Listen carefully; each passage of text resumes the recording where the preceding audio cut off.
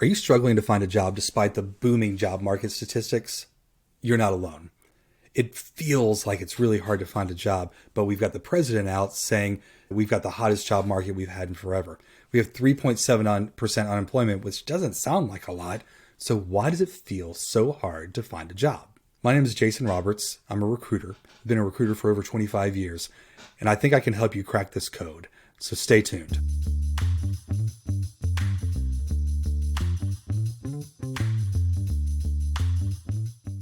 YouTube loves interaction. So thumbs up, a like is really helpful for me. So please do that if you can, and subscribe.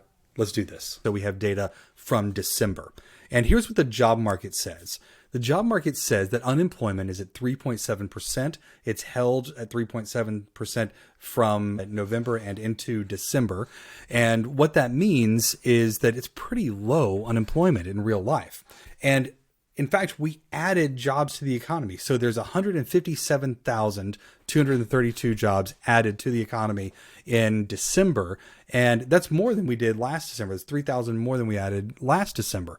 And it's slightly more than we added even in November. So by a couple of hundred. So here's the question. Why does it feel like it's so hard to find a job right now? It's so strange. It feels like we're in the middle of a recession out there, and we're not. We're not in the middle of a recession. We're in the middle of what should be a super tight, super hot job market. So what's happening? Why is that? And what can we do about that? Well, to start, let's talk about job openings. Job openings right now are down. They fell to 62,000, or they fell by 62,000 to 8.79 million in November. That's a significantly smaller number than normal. In fact, it is at a record low number. In addition to that, quits have fallen. So the number of people who have left their job. Remember when we had the Great Resignation a year and a half or so ago? Well, all those people just changed jobs. And so now they're not quitting their relatively new job, and the quits have declined. So quits are down by 157,000. And layoffs have dropped. This is actually almost a record low for layoffs. So 116,000. So why does that matter? Why does it matter how many people quit their jobs? Why does it matter how many people have layoffs? The reason is unemployment says that there's only 3.7% unemployment, which means most people are able to find jobs. But for those people that don't have a job, there are fewer to choose from. There are fewer available for them to be a part of and for them to interview with.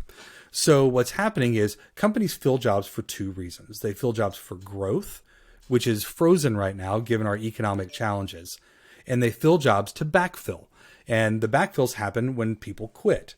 So if you don't have many people quitting and you don't have many backfills, you don't have many open jobs, which is what we're seeing.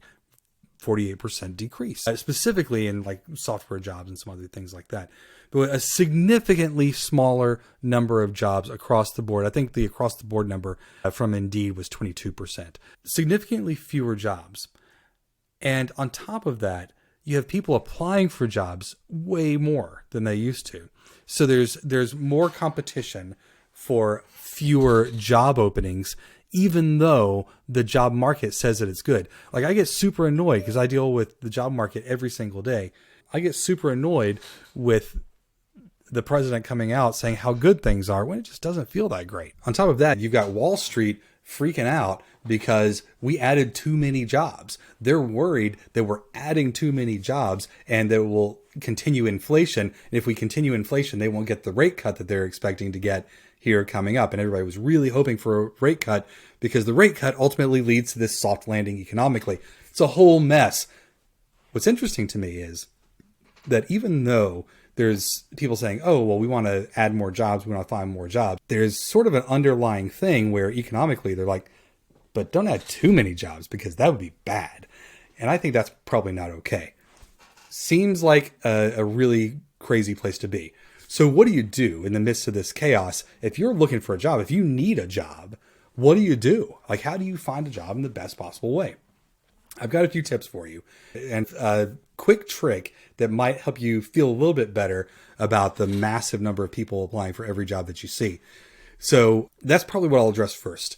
On Indeed, on LinkedIn, you can now see how many people have applied for a job. And you go and you look at these things, you're like, holy moly, there's like 7,000 people who've applied for a job. Probably not that many, but there's oftentimes over 100 people who've applied for the job. And you're wondering, how do I stand a chance? How do I make my resume stand out? What do I do to make a name for myself? And there's a couple of things that you can do. And there's a trick to this. So I'm going to tell you the trick after the first two things. So the first two things are this. You can customize your resume for the job. So you shouldn't have a resume. You should have many resumes. You should have a large number of resumes. And those resumes should align directly with the job. Now, I've built a little thing that I think can help you. I'll link it in the description. I actually built a career coach GPT. So if you have Chat GPT and you've used it before, I built a career coach separate GPT. OpenAI just launched their app store. It's all free, by the way. You don't have to give me anything. You don't have to tell me anything, but I'll give you a link that shows where that thing is. And you can put in a resume and ask it and paste in a job, and it will help you customize that job. So that's the first tip. I may do a separate one of these things where I do a demo of that. So stay tuned, hit subscribe. You'll get the alerts when I do that demo later on. I probably should have done that now, but oh well, we missed it. We'll do a follow-up with that. So customize your resume. And if you need tips on how to make your resume really stand out and look really good, I'll attach a video here that's my 5 big tips on amplifying your resume. But I also have like a guide that you can use, like a PDF that you can use and kind of go step by step on what you need to do. If you go to my site, is called Exec Congress, EXEC Congress.com, and then you just say /resume, and again, that doesn't cost anything. You can download that too. So that's the first thing. Make your resume stand out, customize it to every job. The other thing is, don't lose heart too much. Here's the trick. It may say that 100 people have applied for that job on Indeed, but Indeed counts apply starts. They don't know if the application finished. So when apply starts, only about 10% of people, just industry-wide, only about 10% of people complete an application once they start the application. So you may be feeling freaked out about this whole thing, but you don't need to be necessarily. You may be in with 10 people. It's easier to stand out with 10 people than with a bunch. Here's the other way to stand out. If there's a bunch of people competing for fewer jobs, which clearly is the situation right now. So when that happens, it's best to know someone at the place that you're applying for. So the who do you know thing, people used to call it different stuff. People used to call it like the good old boy network. They used to call it other stuff, but it's not. What it really is it's that if you know someone, they're comfortable working with you. They may want to work with you because they're your friend or you get on really well. You know something about their job and you want to have a job in that place. You're far more likely to stay in a job if you have a friend there. And companies know this. We all know that employer referrals are more likely to stay. They're more likely to be happy and engaged employees. They're more likely to get ramped up in their job more effectively and more quickly, and to provide value for that company because they're known. With that being said, find somebody that you know, somebody that you trust, somebody that trusts you, and see what you can do to work with them. And if you start thinking about your work a little bit differently, it's not necessarily what I want to do every time. It might also be, who do I want to do it with? Who do I want to work with? And is there something that some of your friends do that can help you find fulfillment? Now, if you're very specialized and you just don't hang out with people, like if you're an accountant and you only hang out with bikers, this is going to be different. Like if everybody else is a mechanic, you probably can't do that. You probably won't be able to support them. But what you could do is if you are not in a specialized job, if you work in jobs that don't require a specialized degree, this would be a good strategy for you. If you have a specialized degree, chances are you went to school with someone and you know people from college. Chances are you've worked with other people in other companies and you can work with those people again. That's the network that you should tap in that case. So take advantage of the people you know. I say that sounds bad. Don't take advantage of people. Take advantage of the fact that you know people and people want to help people. if you're really looking for a job, man, there are a ton of recruiters that are looking for jobs right now. A ton of my friends are looking for jobs. Some of the best recruiters in the world are active on the job market today and looking for jobs.